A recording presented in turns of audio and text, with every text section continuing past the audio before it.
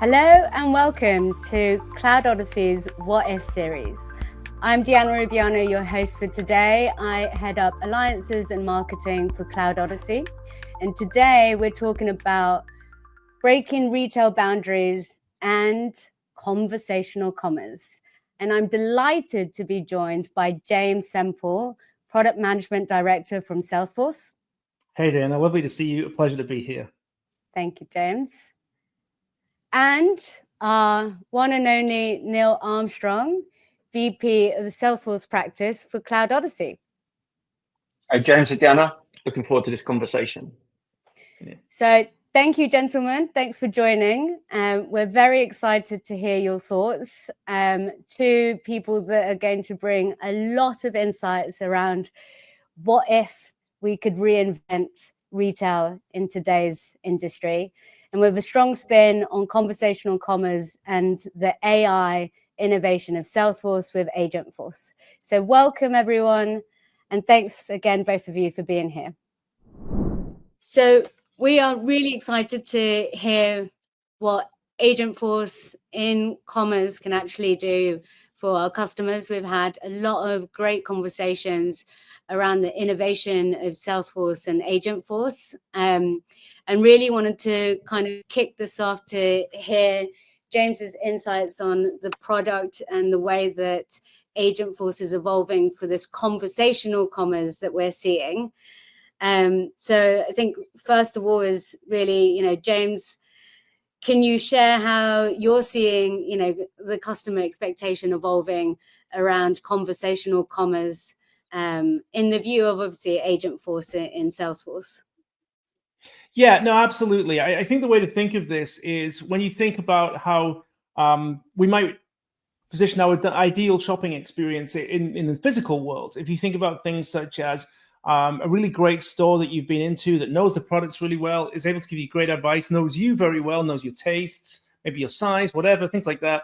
It's a very, very personalized experience. And in the past, when we've taken things, I don't know, imagine something like the local baker or something like that, becoming a supermarket, that scaling up has lost that personal touch, right? It's become anonymous, one size fits all, very generic experience. What we're trying to do right now is how do customers receive this same kind of very personalized experience where you feel very special to a retailer or to a brand, but scale that up. And this is exactly where Agentforce is going to come in. So customers' expectations are growing all the time. Customers expect a very personalized experience. And this is really built on three things. And one of those three things that you're able to use to deliver this is Agentforce. And we can talk about how that expands into everything else as well. Brilliant. Thanks, James. So Neil, question to you. So from your experience implementing these type of solutions, how are you seeing that customers are changing and what's the demand? So from an implementation point of view, what we're really seeing a lot of at the moment is the focus on consistency. Now, obviously that sounds like it's should have always been there, but this is a consistency across every touch point within a customer's engagement with a brand. So consistent across the brand message, across the customer experience, across channels, to make sure that the customer has got sort of a frictionless experience as possible, even bringing in store. And with all those stages being equally as important. So from a browser, whether that's in-store or online, a buyer, from a service perspective, goals are really being set now to be able to provide a seamless customer experience and making sure that sort of touch point optimization is being questioned at every stage. Yeah, and I guess like James, are you, now that you're seeing that from a product perspective, is the same resonated when you're looking at the customer journeys and that expectation? It's no longer that it's just a commerce site. It needs to be connected and a unified approach to this.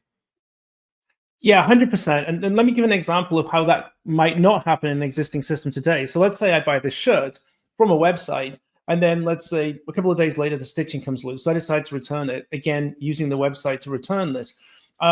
Typically, in most people's systems right now, the commerce side of things and the returns will actually be two totally separate systems. And so what will happen is that the commerce site, the next time I go to the commerce site, it might recommend a variation on this shirt. And I'm thinking, well, I don't like that shirt. I returned it. And so if you think about what I was just saying with that personal experience before and where we're kind of moving to in the future, effectively we're giving the customer the illusion of a one-to-one experience between the brand and themselves, even if the brand has, hundreds of thousands of employees and there's millions of customers. So at that point, what you're trying to do is to give this illusion, as I say, in a nice way, deceiving the customer. You're giving an illusion of a one-to-one experience. Every time I talk to the brand as a customer, they know me. Now, a situation like this jars with the customer because they're like, well, I returned this to you guys through the website. Surely you know I did that. Why are you still offering this to me? So the point really here is that underlying this all, you need the second part of the puzzle really is a unified data platform. You need to have all the data of that customer's journey, which you're just talking about, Deanna, which is, it's a lot more than just, a catalog and a cart and so on like that. Now, the whole customer interaction with the brand needs to really come from a single data point. So there's a single data source, a single source of truth. And to kind of Neil's point earlier, throughout all of the different channels you interact with the customer, this same data needs to be used to ensure that the customer gets this very, very consistent experience. And of course, this is why Salesforce has made such a large investment in Data Cloud, which is now underpinning our whole offering. And I guess, from a customer perspective, this sounds all really complex.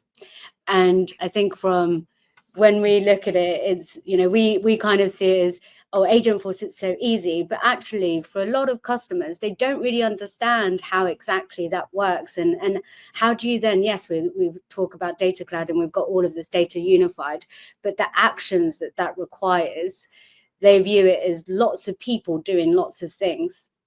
And I think, if we bring Neil into the conversation now, it's how are we utilizing Agentforce to make that easier for them so that unified approach in selling and that, one-to-one selling approach is actually being able to be delivered to the customer and they're seeing the value of it. I see making the simple out of the complex part of our role as implementation partners to really sort of help the customers understand not just the benefits of something like Agentforce, the benefits of having all their data in one single view, but really understanding the power in which that enables.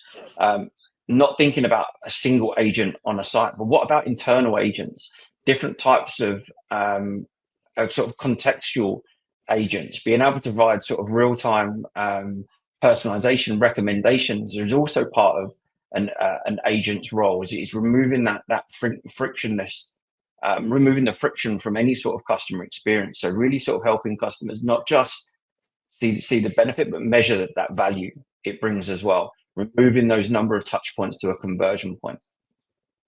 Yeah, and I think it's important for us to always talk about, how to simplify that for both customers, for, the customer that we work with to implement the technologies, but the end customer, what's that experience that we're offering them? How does that make it easier for them to do the everyday and make it look, as simple as possible?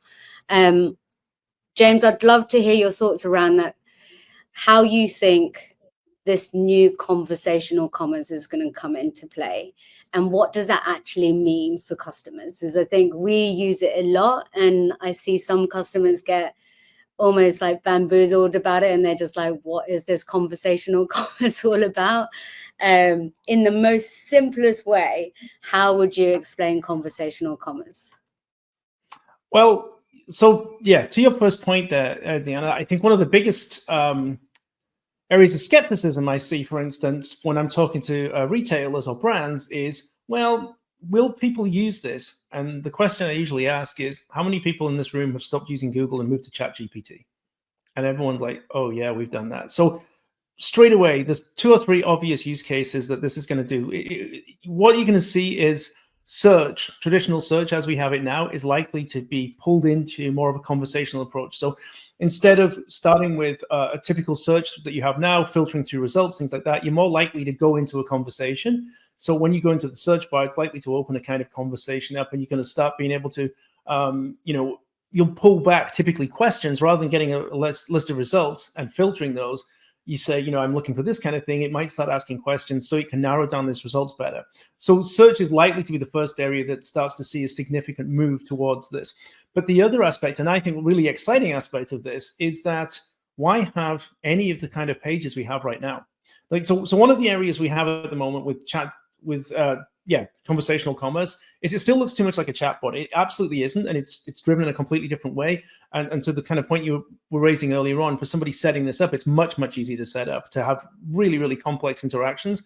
However, it still looks too much like a chatbot. Now imagine if you're in a situation where the whole screen was changing based on the conversation you're having. And I think this is the area that's super exciting right now.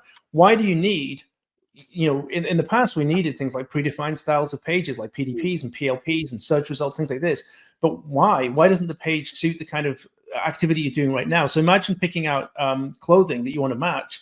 You could, there's things we don't really have a paradigm for right now, where I could just say, yeah, these things look interesting, keep those to the side, and they just get pinned to part of the screen. And then I say, right, I need some other things to go with that thing. So, and then it starts getting pinned. So the screen is kind of being dynamically built, and we're already seeing demos of this kind of user experience at the moment. So I think 2 years from now, things could look very different from that point of view. And I think that's a kind of really exciting area where conversational commerce is going to drive very custom experiences.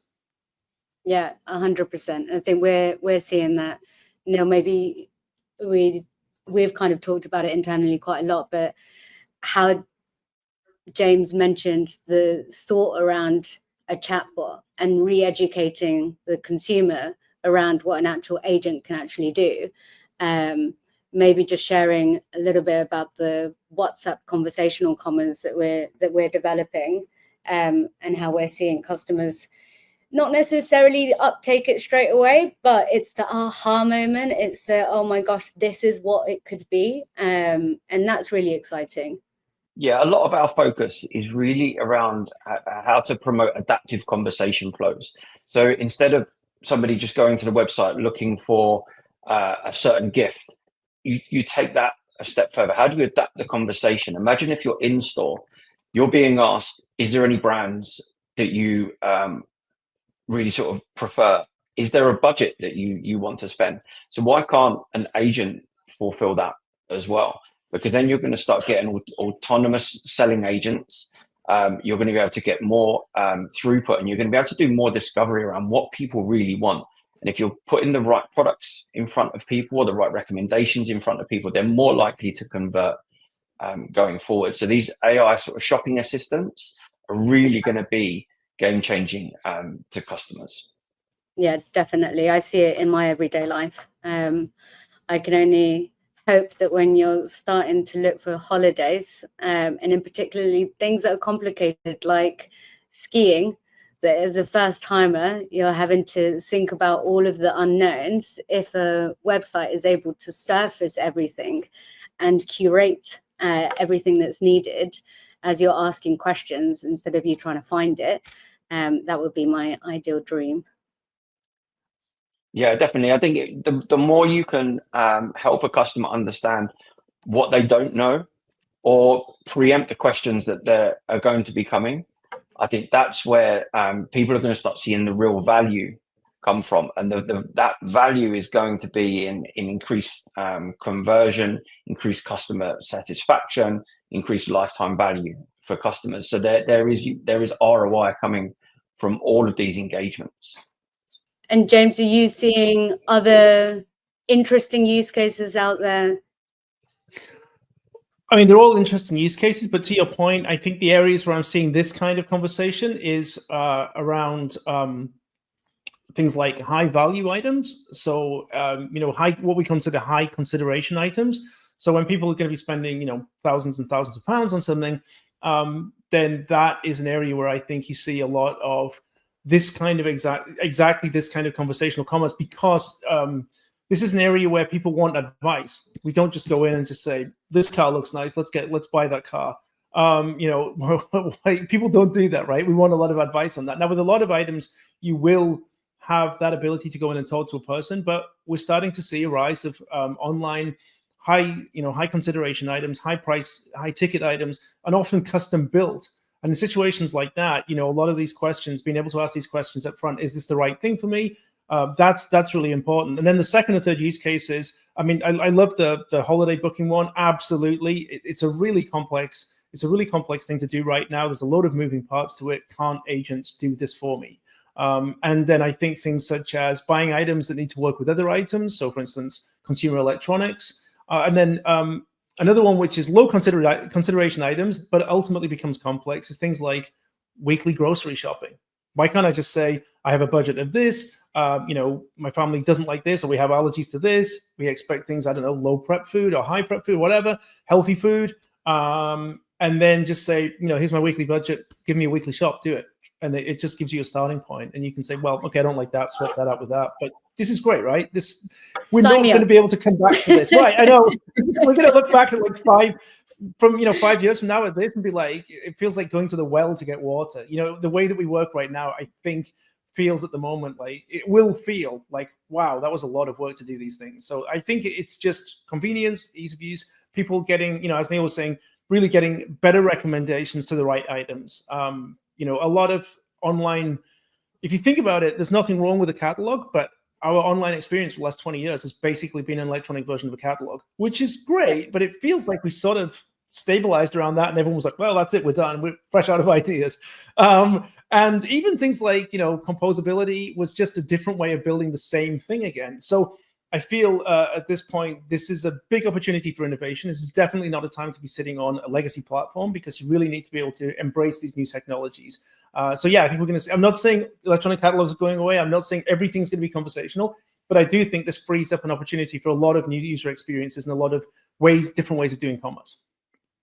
And how would you suggest that customers start this journey?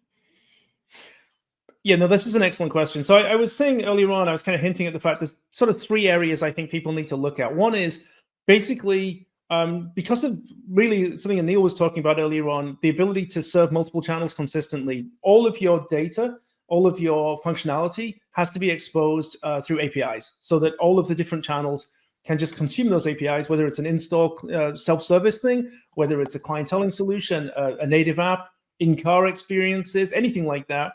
All of these things need to hook into the same APIs of, the same as your website does.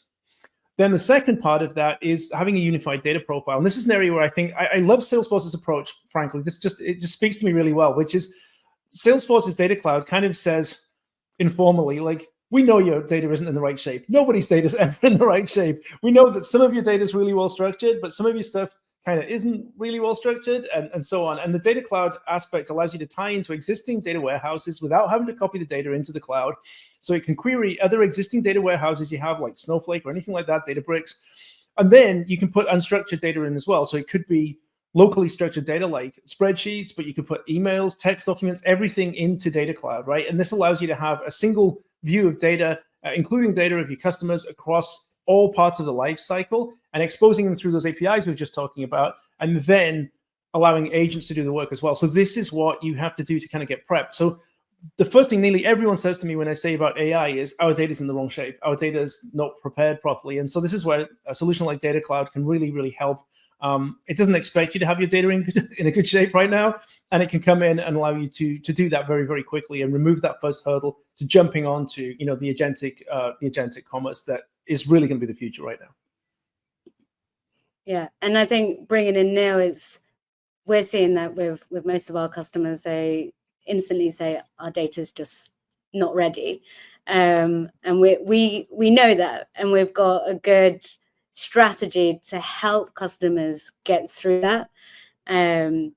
Maybe for you is, what would you recommend to our customers as they're starting this journey? What are the things that they need to be looking out for? I'd say the first thing is it's okay not to have all your data in one place at the moment. Nobody's customer data is always there and ready. Having spent the last few years working a lot on Data Cloud, right from its inception release a few years ago, it's really about how data can become that enabler, and we can help customers with that view in terms of how to bring that all together in one place. As James was saying, you don't have to copy all the data into one place. You don't have to have data ownership in multiple places. You need to respect consent, of course, across different touch points, but really bring that data together, have access to that data is something that everyone will get to, and we can certainly help customers get to that point, because once that data is in a single place, those external experiences that you and James were just talking about, the ski holidays, things like that, it makes that much simpler. But then if you think about adoption of these technologies as well, it makes that simpler as well. Is that how do you then have those agents facing internally, understanding the data a little more, maybe sort of querying the data a little bit more, but onboarding new members of staff as well? How do you then use an agent to be able to bring all of that unstructured data that's sitting in Data Cloud, bring up the right information at the right time for people to be able to improve the onboarding to Salesforce technology, but also to AI? Yeah. And I think in line with that is, now that if we think about what if all the data was all united, right? And the customer had everything at their fingertips, what would you think of retail as? What if, we could reinvent that retail experience? And I'm always very interested around the merge between the physical and the digital. I would love one day for, to go into a retailer and be able to have that personalized shopping, but with an immersive experience of the digital, continuing the conversations that I've had, through my commerce platform, and then use that for a guided experience. But what would that, from your point of view, what does that kind of look like if we could reimagine retail? Well, okay, I'll take a first shot at this. Okay. So the first thing is, what can't we do right now online would be the first thing I look at. And I have a lot of guitars. If I go and buy a guitar online, I can't feel how it plays, right? I can't even really hear it. I can maybe get a video somebody else recorded, but but that's obviously an obscure thing. What about clothing? I can't feel how clothing fits. I can't taste food, right? So in a situation like that, obviously it's a very limited experience with an online catalog. So it's how do you fulfill both aspects? So one, and it's not even much of a stretch, but to your point, kind of, Deanna, what if part of a conversation would end up with why don't you come into the store and we've got some dates here, and again, I really do feel that things like anything to do with scheduling will be a lot easier once we start to work with conversations. That's going to be really, really easy, right? So, and they could book in slots, and say 5 minutes before the slot, the person you can actually see and meet in the real world will also have that conversation, so they can read through the previous conversation, bring all that context in. But ideally, in the situation when you're there as well, ideally something or other is actually capturing that on the mic, so that the conversation you have in the real world also will go into that data as well and can be used for context afterwards. The stuff that you like, the stuff you don't like. I mean, can you imagine you're going to look at the thing and saying, I'm not really sure about this cake I want to bit, and they're like, hey, it actually tastes really like that one you loved the other day when you came in the store. I mean, that's, that feels very real, very conversational and stuff like that. And it brings those two together. And that actually isn't, frankly, that difficult to do right now. This could be something that people could be offering at the moment. So, yeah. Yeah, I agree. I think you got something better, haven't you?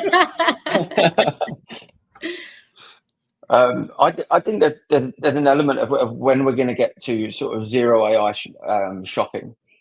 The fact that everybody's got websites at the moment, and you touched on it earlier, James, is about how we can start making that conversational. But then how do you start putting, a single sort of umbrella brand that's got lots of sub-brands beneath it? How do you just put that into one place? So somebody's going to one thing. So you can then make cross-selling and cross-enablement across multiple brands, all from one single point of view. The amount of times now people are going to ChatGPT is you're not going there specifically for one piece of information. You're trying to gather all the information available to make a good decision. Is it brands are then going to start sort of building together and sit behind something like a ChatGPT or a similar generative AI to be able to just go one place, sort of a Google for the future maybe, but everything sits behind it. You're looking for a black pair of shoes with white soles and blue laces. That's not what I wear, but you can put those. But where is all that available? There's probably brands that I don't know that have that sort of thing. And if you start doing that sort of discovery in terms of maybe budget, and so on. That's going to open up all the options to me. The holiday booking, the skiing holiday, you don't know about all the different ski resorts around the world. You don't know everyone because you're going to one place to look at a specific holiday, then you'll go to another site and you'll do a comparison. Bring all that together. So zero UI, I think, is going to be the future.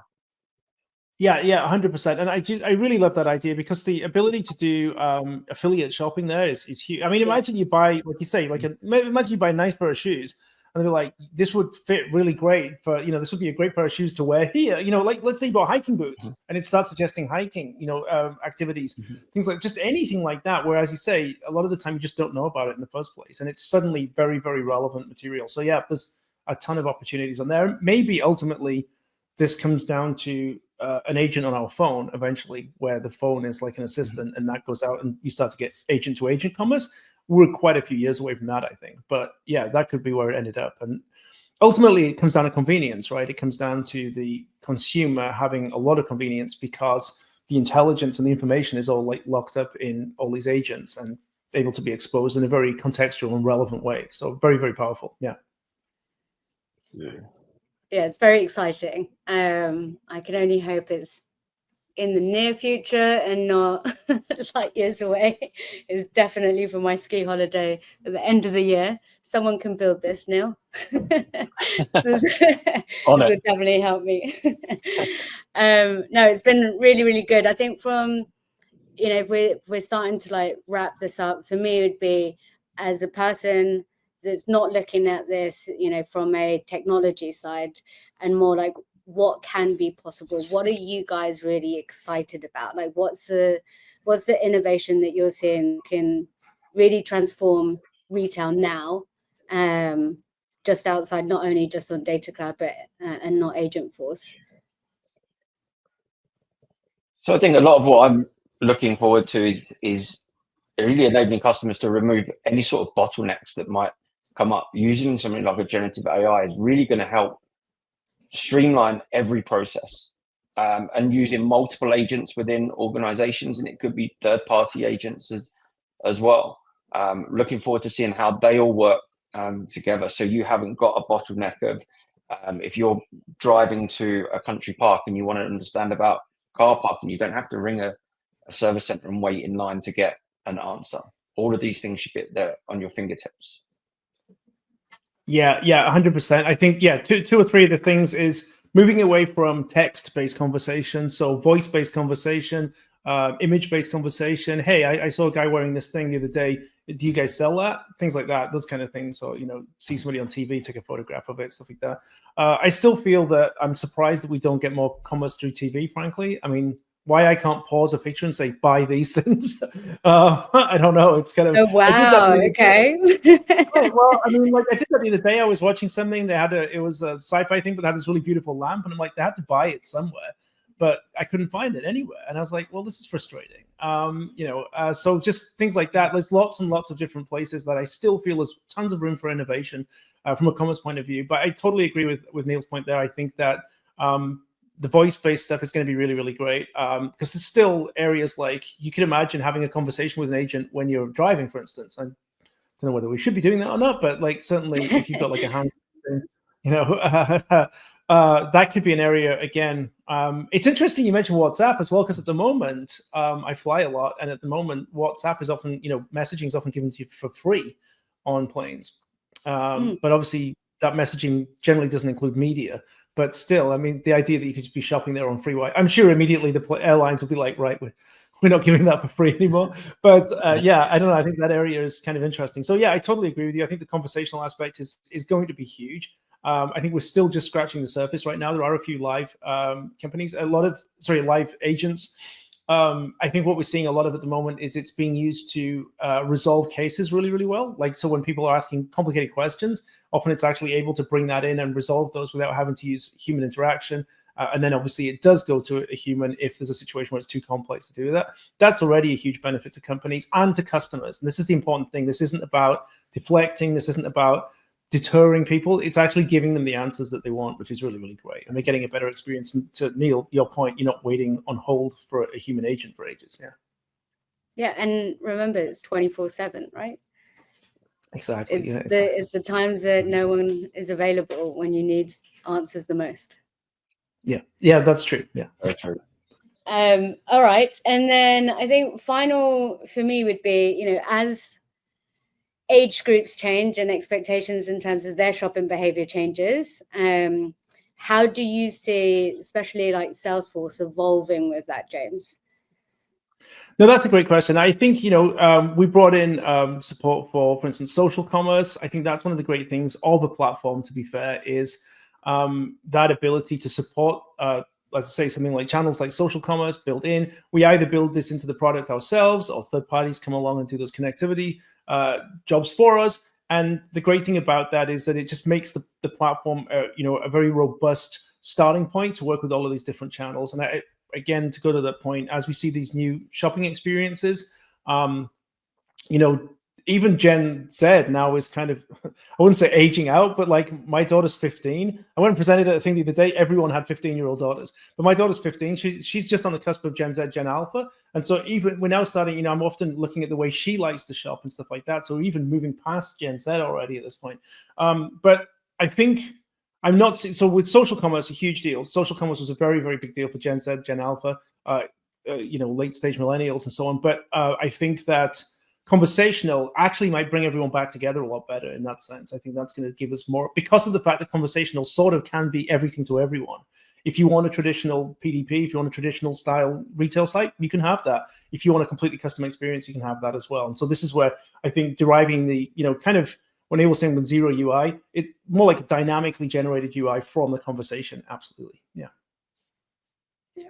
Really, really cool. Yeah. I think we've, to add to that, I think we've gone past that generational gap of technology focus where, probably as recent as probably 5 years ago, there was still a lot of conversations where, okay, with there's the older group of individuals who maybe don't have smartphones or just want to shop on the high street and so on. Well, I don't think that really exists anymore, because everybody's got a smartphone now. Everyone's got the internet in their pocket. So it's that conversational is really going to help bring everybody on the same journey. So no matter which age group you are and how you want to shop, there's a method that's available for everyone. Yeah, when you mentioned 5 years ago, it was COVID, I think, that did that, right? Everyone had to get online. So yeah. Yeah, no, definitely. So what we're hearing is conversational commerce is definitely the future. It's happening. You heard it first. No, I appreciate the time, guys. It's been really, really useful. Anything that you'd want to share as last little golden nuggets?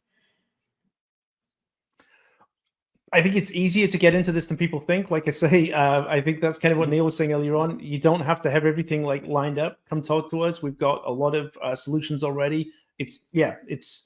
You don't need to have a ton of work done in advance, and we can help get you to like agents faster than you think. So I think that's the thing. It's not out of reach for everybody. It's not a year away. You could be getting agents on your site very quickly.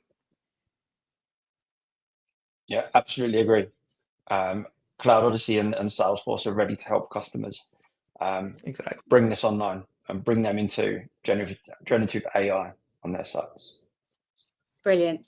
Thank you, guys. I really appreciate it. And it's been a pleasure talking to both of you. Look forward to our next What If series as we keep evolving with Salesforce and AI and reimagining what retail could look like for our customers tomorrow. Thanks, everyone. Thank you. Thank you.